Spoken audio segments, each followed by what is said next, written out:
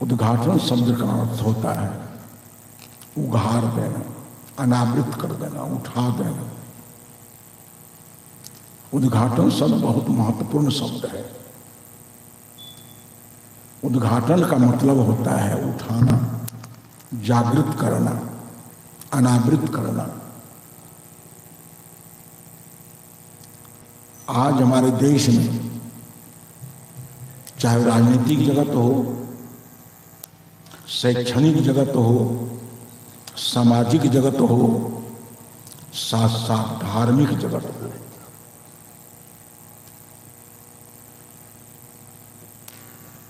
सभी लोगों के अंदर चेतना प्रसुप्त है, चेतना कुंठित है। राजनीतिक धरातल पर राजनीति करने वाले नेता लोग राजनीतिक दृष्टि से समाज का सहित नेतृत्व नहीं दे रहे हैं। शिक्षा जगत में हमारे शिक्षा देने वाले अध्यापक गुरुजन हैं, वो बच्चों को शिक्षा तो देते हैं, संस्कार नहीं देते हैं। शिक्षा संस्कार रहित हो गई है।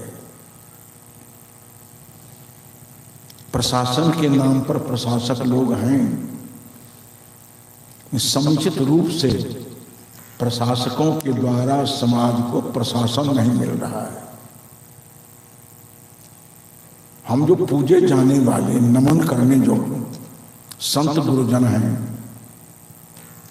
हम संत समाज भी स्वयं साधना में जीवन जीते हुए, स्वयं सदाचार का जीवन जीते हुए अपने जीवन को सदाचारी बनाएं। साधना का मतलब होता है अनुशासन, साधक का मतलब होता है अनुशासित। हम सभी संत जन अनुशासित होकर सदाचारी जीवन जीकर, नैतिकता पूर्ण जीवन जीकर समाज को नैतिकता की शिक्षा दें, सदाचारिता की शिक्षा दें। तो जो पद स्थिति हमारे समाज की आज है, खासकर बिहार, गुजरात के हमारे भगत लोग रिजर्वेशन करवा लिए थे गाड़ी में, हमारे पास फोन कर दिए, गुरुजी हम लोग आज चले, अब चल रहे हैं।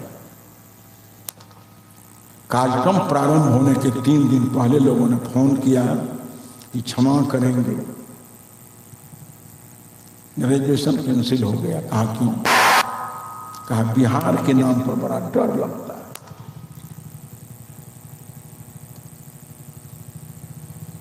बड़ा दुख।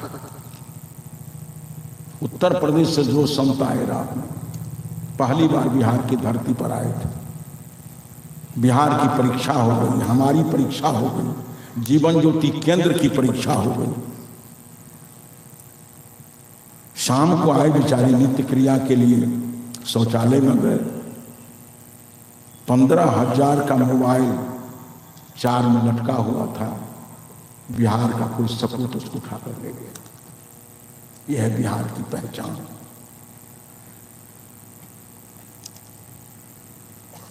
इतनी नैतिकता नीचे गिर गई है, जिसकी शिक्षा हमारे प्राचीन ऋषियों से लेकर आज तक के संत महापुरुषों ने दी, वो है पंचशील, सत्य, अहिंसा, औस्तेय, ब्रह्मचर्य, अपरिग्रह। भगवान बुद्ध,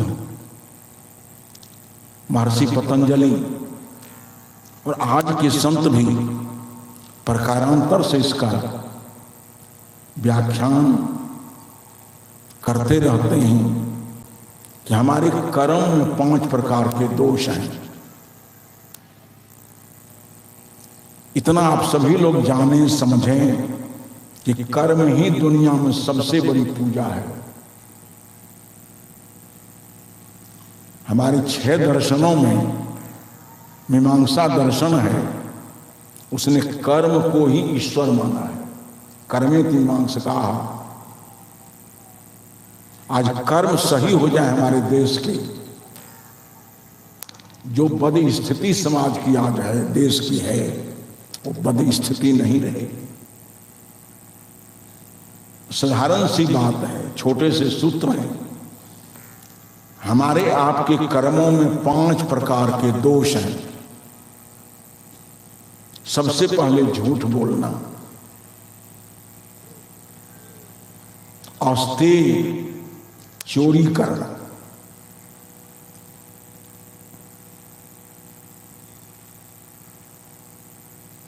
जीभ पर घात करना। इतना आप लोग समझिए। एक आदमी ने कहा कि धर्म क्या है, हमको स्पष्ट नहीं समझ आता है, धर्म है क्या। महामना गोस्वामी तुलसीदास जी ने एक चौपाई बताई जो सभी भाई बहनों को हृदयंगम करने योग्य है। गोस्वामी तुलसी ने कहा कि परहित सरिस धर्म नहीं भाई। कितना निकट, कितना सरल। महामना गोस्वामी तुलसी कहते हैं कि परहित सरिस धर्म नहीं भाई। मेरे देश के भाई बहनों, तुम्हारे चिंतन से, वचन से, आचरण से सबका हित हो। सबके हित में आप चिंतन करो, सबके हित में आप वचन बोलो, और सबके हित में आप आचरण करो। इससे कोई बड़ा धर्म नहीं है। और तुम्हारे चिंतन, वचन, आचरण से अगर समाज के आंखों से आंसू आते हैं, समाज दुखी है, अव्यवस्थित है, इससे बड़ा कोई धर्म नहीं, अधर्म नहीं, पाप नहीं।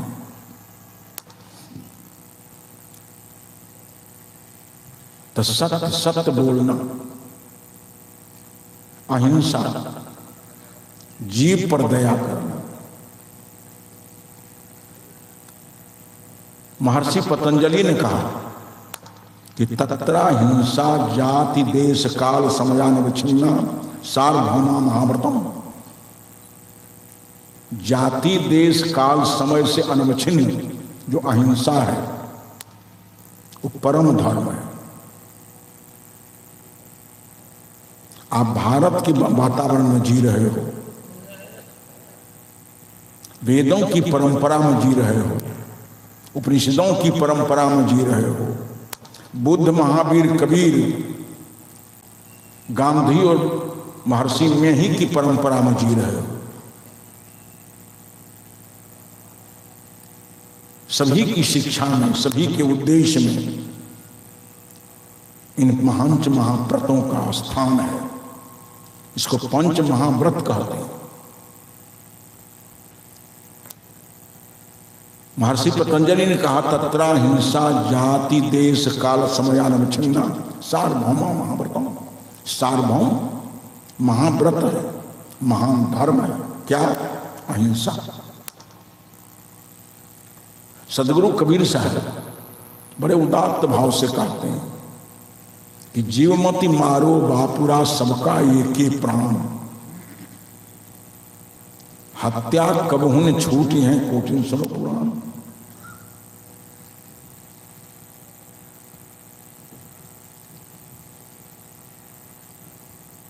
तो मैं ये कह रहा था कि हमारे कर्म आज अव्यवस्थित हो गए। क्यों? कि हमारी चेतना कुंठित है।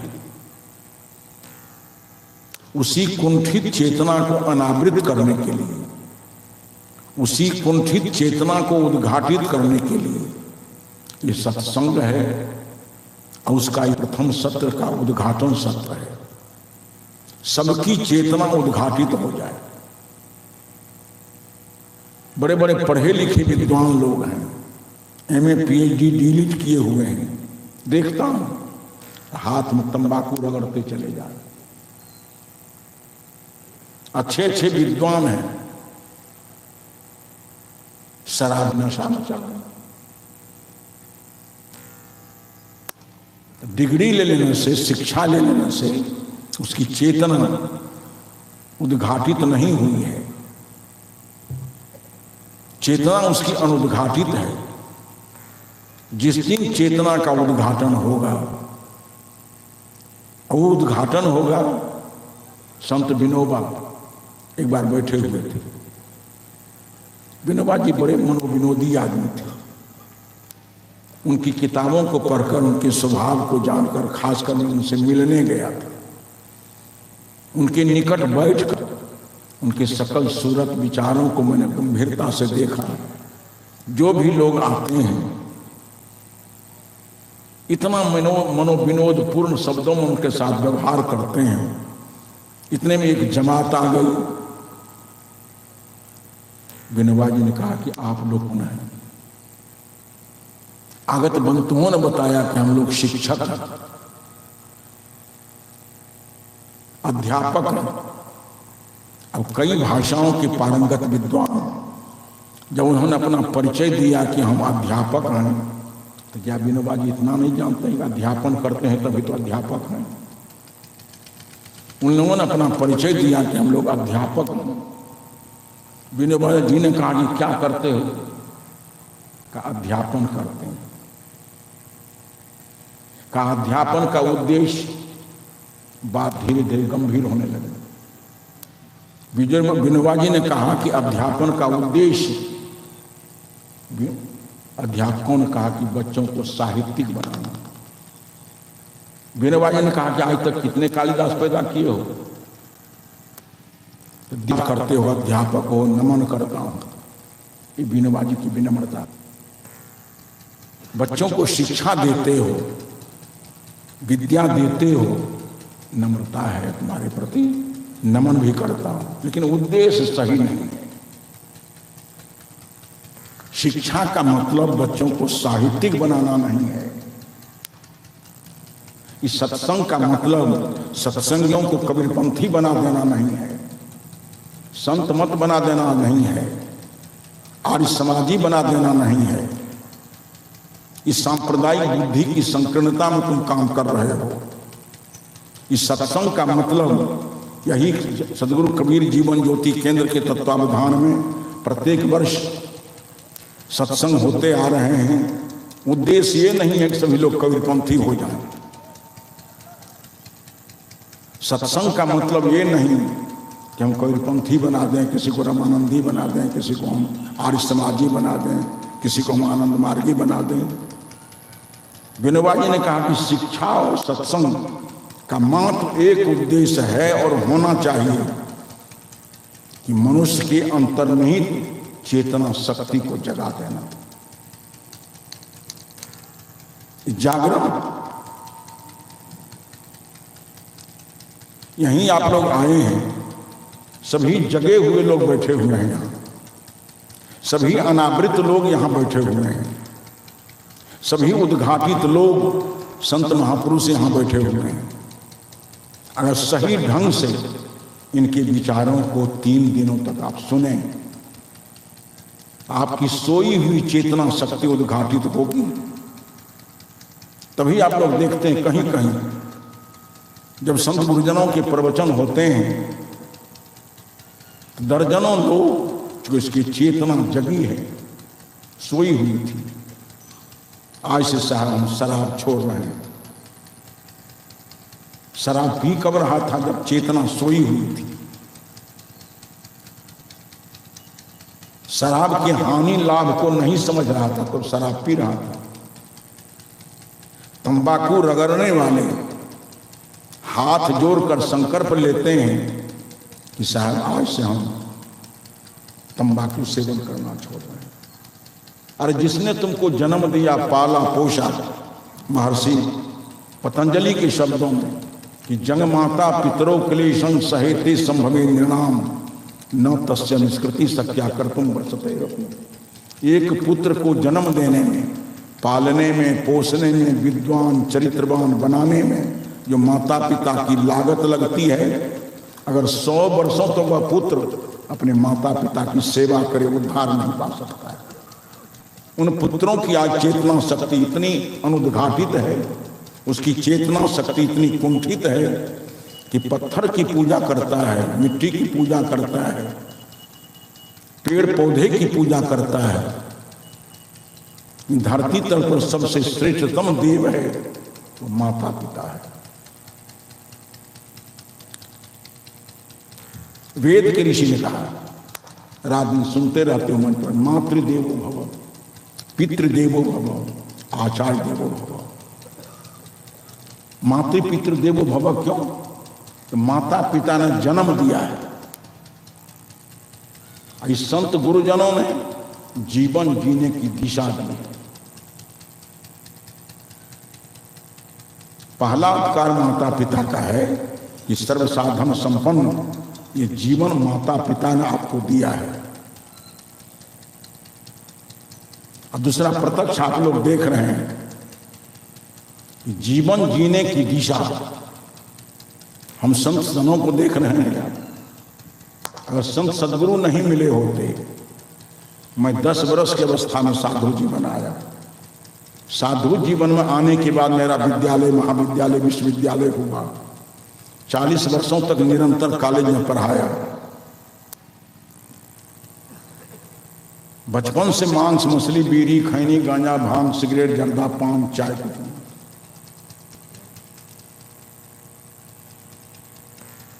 बहुत तरह के ऐब से जीवन मुक्त, कुसंग बसात कुछ दुराचरण जीवन में आए, इसको मैं स्वीकार करता हूं कि कुसंग का बड़ा प्रभाव होता है। कभी कुसंग में पड़ करके चरित्रहीनता की तरफ कदम बढ़ाया, लेकिन उन्हीं संत गुरुजनों के पवित्र आदर्श, स्वच्छ पवित्र आचरण से पुनः अपने रास्ता को पकड़ा। इस संत गुरुजनों की कृपा है, माता पिता की कृपा है। तो मैंने ये कहा कि माता पिता से जीवन मिलता है। अगर जीवन ही नहीं हो तो सत्संग करे कौन, ध्यान करे कौन, साधना करे कौन, वैज्ञानिक बने कौन, प्राचार्य आचार्य बने कौन? ये जीवन दिया है तभी तो सारी चीजें हो रही हैं। शरीर माध्यम खलु सर्व साधनम, शब्द शास्त्री ने कहा है कि प्रकृति प्रदत्त सर्व साधनों में शरीर सबसे प्रथम है। शरीर के बिना योग नहीं हो सकता है, शरीर के बिना भोग नहीं हो सकता है, शरीर के बिना सेवा नहीं हो सकती है, शरीर के बिना साधना नहीं हो सकती है। इस सर्व साधन शरीर जो जीवन है दिया किसने? माता पिता। आज लोग कहते हैं अब माता पिता की जरूरत नहीं है। हमको कहा क्या हो गया? कहा पता नहीं ट्यूब कैसे बच्चा पैदा किया जाता है। हम कि ट्यूब से बच्चा पैदा हो, एक आध पंचायत, एक आध प्रखंड हो जाए, एक आध मंडल, एक आध प्रमंडल हो जाए। ट्यूब में जन्म लिया हुआ बच्चा कोई विधायक हो जाए, सांसद हो जाए, वैज्ञानिक हो जाए, साधु हो जाए, संत हो जाए, तो देखा नहीं जा रहा। जो कुछ भी हो रहा है जिस शरीर से, वो शरीर माता पिता के द्वारा मिला है। मत भूलना माता पिता को। आज हमारे समाज के लोग दिशाहीन होकर चल रहे हैं। नहीं करना चाहिए करते हैं, नहीं खाना चाहिए खाते हैं, नहीं पीना चाहिए पीते हैं, जिधर नहीं जाना चाहिए उधर जाते हैं। क्यों? दिशाहीन क्यों हो गए? तो दिशा का ज्ञान देने वाले संत गुरुजनों से अपना संपर्क हटा लिया है। संत गुरुजनों से जीवन जीने की दिशा मिलती है। उद्घाटन सत्र में थोड़ा सा निवेदन मैंने आप लोगों से किया कि सत्संग और शिक्षा मनुष्य के अंतर्निहित प्रसुप्त चेतना शक्ति में जागरण लाते हैं, प्रसुप्त चेतना शक्ति को जगाती है। सत्संग और स्वाध्याय, शिक्षा तो आज उद्घाटन सत्र है, इतना भी आप समझ लीजिए, उद्घाटन वही कर सकता है जो स्वयं उद्घाटित है। अब मेरा उद्घाटन कहाँ तक हुआ है, मैं स्वयं उद्घाटित हूं कि नहीं? उद्घाटन भाषण देने तो चल दिए, हम उद्घाटित हैं कि नहीं? हमारी चेतना शक्ति अनावृत है कि नहीं? आत्म परीक्षण भी करना चाहिए।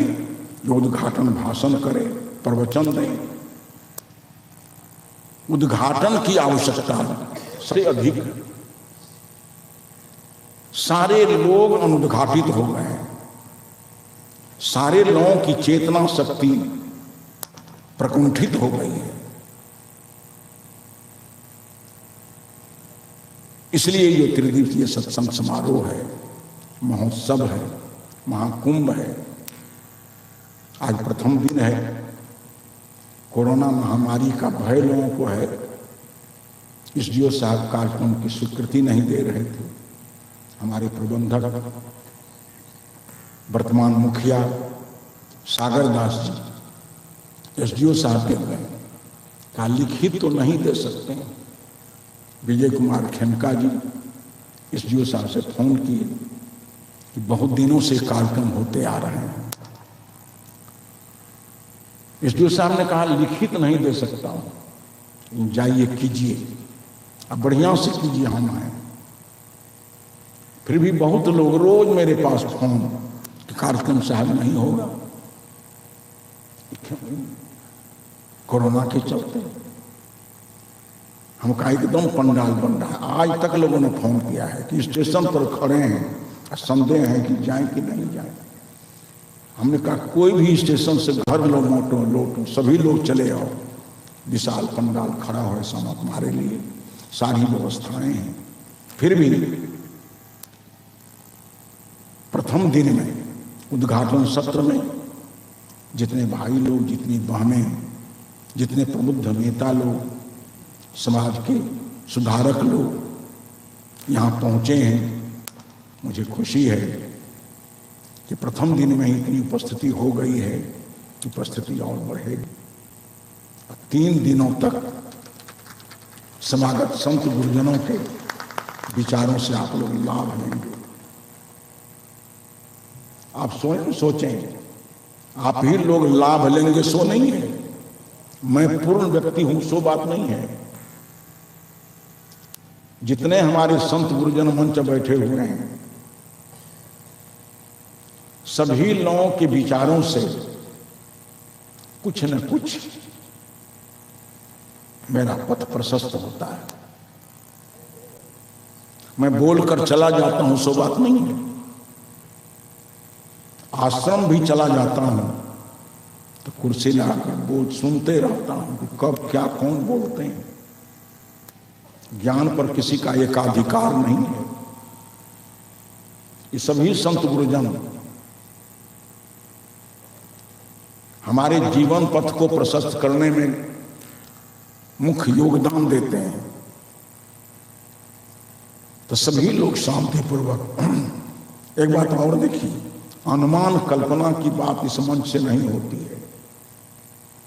सदगुरु आपके विचारों से हमारे विचार तालमेल नहीं खाते हैं। सदगुरु कबीर साहब ने कहा कि तालमेल बैठने की कोई बात ही नहीं है। हमारे विचारों से तुम्हारे विचार तालमेल नहीं खाएंगे। कहा क्यों? सदगुरु कबीर साहब का मूल भजन है कि तेरा मेरा मनुआ ये कैसे होए रे। ये विशेषता कबीर साहब, तेरा मेरा मनुआ ये कैसे होए रे। कहा क्यों?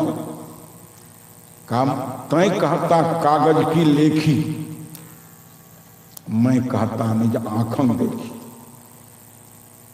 वेदों पर आधारित मेरे विचार नहीं होते हैं, किताबों पर आधारित मेरे विचार नहीं होते हैं, बाइबल पर आधारित मेरे विचार नहीं होते हैं, परंपरा पर आधारित मेरे विचार नहीं होते हैं। दृश्यात्मक जगत को देखने, समझने, सोचने की हमारी अनावृत स्वतंत्र चेतना है। अपनी चेतना से संसार को देखता हूँ, अपनी चेतना से संसार की समस्याओं को देखता हूँ और अपनी चेतना से उसका समाधान देने का प्रयास करता हूं। तेरा मेरा मनुआ ये कैसे होए, ये विलक्षणता सदगुरु कबीर साहब की।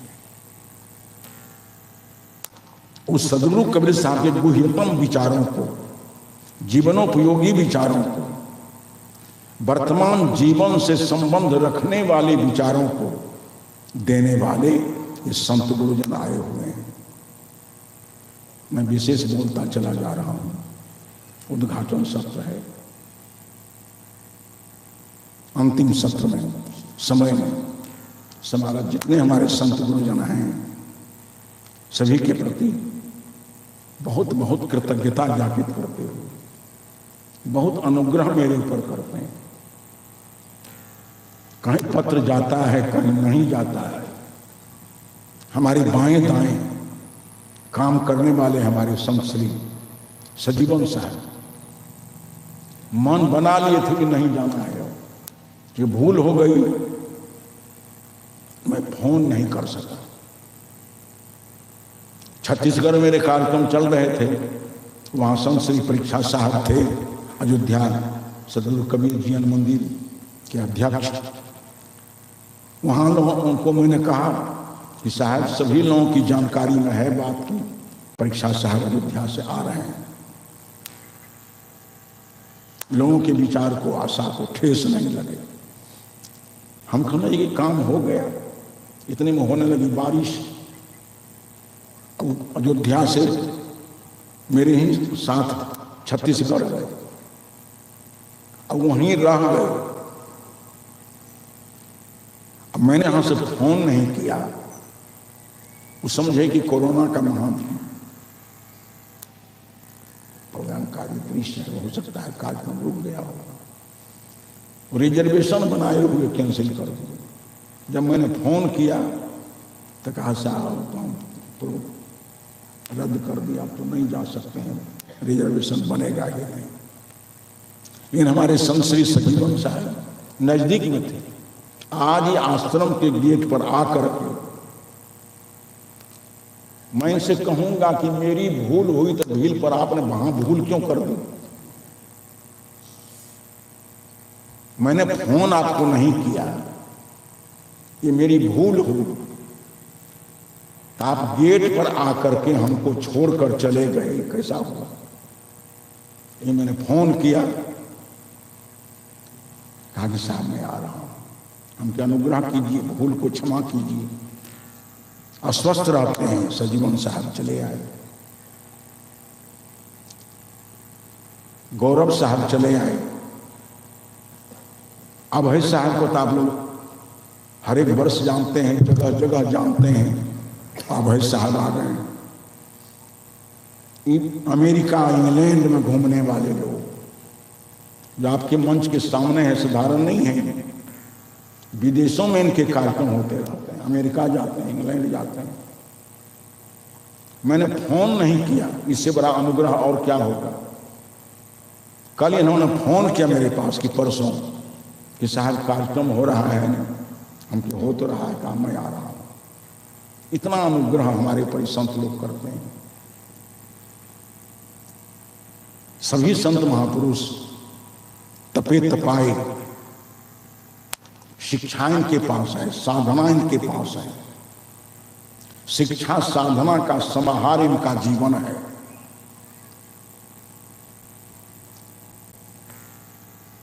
हमारे प्रिय राजू परदेसी जी हैं, बढ़िया भजन गा लेते हैं, वो भी अपना पूर्ण समय दे रहे हैं। हमारे महंत श्री अनुपम स्वरूप जी जो सदगुरु कबीर स्नेही धाम रामपुर तिलक के वर्तमान महंत हैं। अब बड़े त्यागी, बड़े चरित्रवान, जीवन यहां बीत जाता है इनका, किंतु कोई आदमी इनके जीवन पर उंगली नहीं उठा सकता है। चरित्र तो साधु का धन है। ऐसे चरित्रवान महंत मंच संचालक श्री अनुपम स्वरूप जी, ये सारे लोगों का अनुग्रह है जो आ जाते हैं। समय देते हैं। ज्ञान के प्यासे लोग कल्याण की आशा लेकर आते हैं, सभी के कल्याण पथ को प्रशस्त करते हैं और 3 दिनों कर्तव्य करते रहेंगे। प्रकृति ने थोड़ा सा मुंह मोड़ा था, फिर अनुकूल हो गया। प्रकृति का भी ऐसा अनुग्रह हो गया है कि लगता है 3 दिनों तक कार्यक्रम चलते रहेंगे। हमारे परम प्रिय इस आश्रम के इस कार्यक्रम के परम हित चिंतक विजय कुमार खेमका जी का, मैं उत्तर प्रदेश चुनाव में कार्यक्रम में मुझे पार्टी ने भेजा है, लेकिन नहीं सुबह में नहीं मध्य में, तो कम से कम 12 तारीख तक मैं पहुंचने का प्रयास करूंगा। जो जहां लोग हैं वहीं से अनुशासन आश्वासन दे रहे हैं। इस कार्यक्रम के एक बहुत बड़े आधार दिलीप जायसवाल जी कहा, साहब 10 को तो नहीं आ सकेंगे, 11 को मैं निश्चित रूप से आ रहा हूं।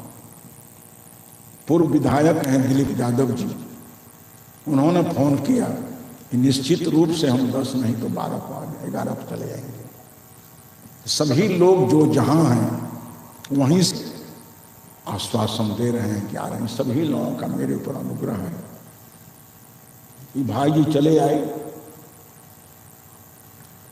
इतना समय दिया। इन लोगों का भी समय बड़ा महंगा होता है। इतना समय पता नहीं कितना उलट फुलट काम हो जाए, गद्दी पर क्या हो जाए। सभी गद्दी के लाभ हानि को छोड़ करके लगता है कोई काम ही इनको नहीं है, इस भाव से मंच पर आकर बैठे हुए हैं। सभी लोगों को बधाई है, सभी लोगों के प्रति कृतज्ञता है।